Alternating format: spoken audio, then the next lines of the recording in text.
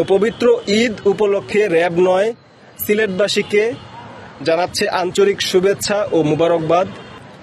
এছাড়া ঈদ যাত্রার একটি বিশেষ ঈদ আনন্দের একটি বিশেষ জিনিস হলো ঈদ যাত্রা, এবং সেটি স্বস্তিদায়ক করতে আমরা বিআরটিএর ম্যাজিস্ট্রেট সহকারে নিয়মিত আমাদের মোবাইল কোর্ট মহাসড়ক সমূহে পরিচালনা করেছি।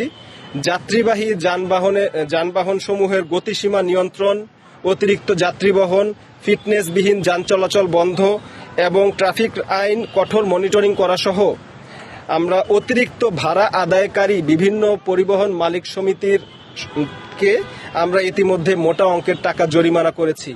এছাড়া জ্বালানি সংকটের এই সময়ে যারা জ্বালানিকে অধিক দামে বিক্রয় করে মুনাফার দিকে ধাবিত হচ্ছিল তাদেরকে চিহ্নিতপূর্বক আমরা বিভিন্ন ক্ষেত্রে বিভিন্ন অঙ্কের টাকা জরিমানা করতে সক্ষম হয়েছি।